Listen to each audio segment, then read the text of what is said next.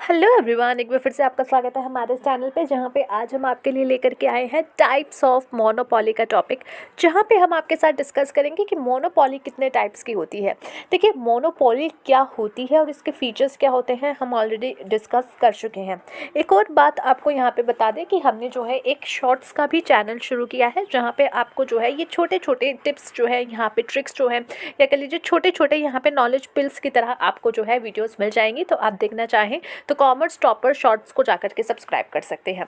तो अब बात करते हैं मोनोपोली की। मोनोपोली क्या होती है? एक ऐसा मार्केट, एक ऐसा बाजार जहां पे किसी एक पर्टिकुलर प्रोडक्ट का जो है सिर्फ एक सेलर होता है और वही सारे के सारे सप्लाई को कंट्रोल कर रहा होता है। मार्केट में उस प्रोडक्ट की सप्लाई को वो पूरे तरीके से कंट्रोल करता है। They are the price maker. ये जो है प्राइस मेकर होती हैं ये फर्म्स, जो कि आपकी मोनोपोली में होती हैं। ये अपने आप में ही इंडस्ट्री होती हैं। साथ ही साथ जो है यहाँ पे सिर्फ एक सेलर होता है और सारे के सारे बायर होते हैं। इस प्रोडक्ट्स का कोई भी क्लोज सब्स्टिट्यूट नहीं होता। तो ये एक पूरा का पूरा हमने मोनोपोली में सब समझ लिया है। डीपली हमने डिस्कस किया था। अगर आपने नहीं देखी वीडियो वो भी देख सकते हो, और उसका नटशेल अभी मैंने आपको बता दिया। अब बात करते हैं कि टाइप्स ऑफ मोनोपोली की, कितने टाइप्स की मोनोपोली हो सकती हैं। सबसे पहला जो आपका मोनोपोली का टाइप है दैट इज़ प्राइवेट मोनोपोली। ये होता है व्हेन एन इंडिविजुअल और private body controls a monopoly firm, it is known as private monopoly. For example Tata group. अगर आप देखो तो ऐसा इंडिविजुअल या फिर प्राइवेट बॉडी जो कि आपकी मोनोपोली फर्म को ओन करती है, यानी कि जो यहाँ पे आपका ऑनर है वो क्या है, एक प्राइवेट ग्रुप है, एक आपका कोऑपरेटिव प्राइवेट बॉडी है, या फिर एक इंडिविजुअल है। वो व्यक्ति इस मोनोपोली फर्म को ओन कर रहा है, तो उसको कहा जाता है आपका private monopoly.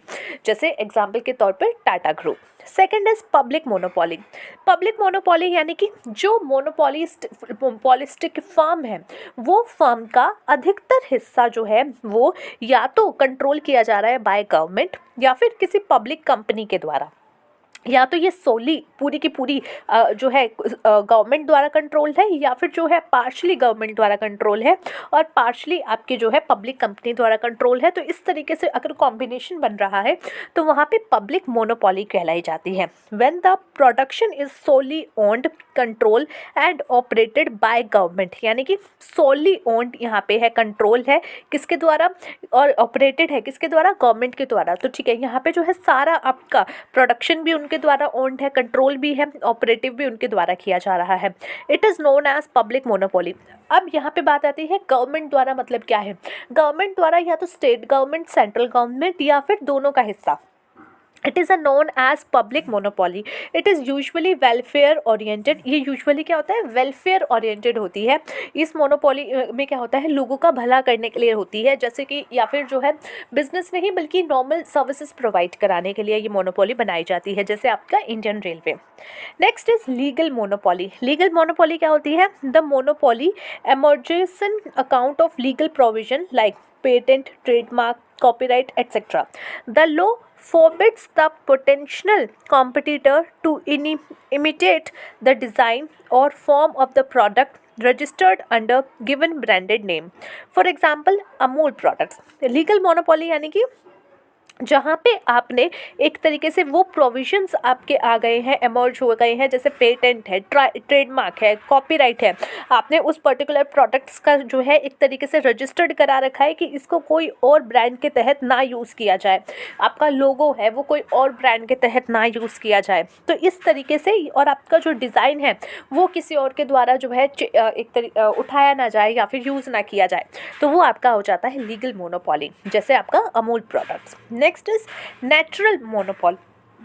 This monopoly or the monopoly created on the basis of natural conditions like climate, rainfall, specific location, etc. is known as natural monopoly. For example, wheat from Punjab, यानी कि नेचुरल मोनोपोली। आपने देखा होगा कुछ particular शहर में ना बहुत बढ़िया जो है कोई एक ऐसा प्रोडक्ट होता है जिसकी जो है हार्वेस्टिंग बहुत अच्छी होती है, और वहाँ पे जो है उसका काफ़ी अच्छा दबदबा, आप कह सकते हो कि दबदबा बना रहता है। जैसे पंजाब में वीट की खेती बहुत अच्छी होती है, तो ओवरऑल इंडिया में जो है जो अधिकतर खेती आपकी वीट की होती है वो इस जैसे एरिया से आ जाती है। है। तो यानी नेचुरली उनका जो है मोनोपोली बना हुआ है, उनके पास अधिकतर जो है ऑलरेडी नेचुरल क्लाइमेट्स ऐसे हैं कि वहाँ पे खेती अच्छे से हो रही है और उस पर्टिकुलर प्रोडक्ट की फसल ज़्यादा हो रही है। जैसे अगर आप कश्मीर साइड चले जाओ या फिर जो है ये उत्तराखंड साइड चले जाओ तो वहाँ के कुछ अलग प्रोडक्ट्स होंगे, वहीं आप साउथ साइड चले जाओ तो वहाँ के कुछ अलग प्रोडक्ट्स होंगे, तो उनकी अपनी अपनी मोनोपोली उस पर्टिकुलर प्रोडक्ट में बन जाती है, and that is because of the natural आपका चीज़ों का। Next is simple monopoly. In simple monopoly, seller or a firm charges a uniform price for its product to all the buyers. यहाँ पे क्या है, simple monopoly है, normal है, और यहाँ पे जो आपका सेलर है वो सबसे जो है यूनिफॉर्म प्राइस जो है डिमांड कर रहा है, यूनिफॉर्म प्राइस जो है चार्ज कर रहा है।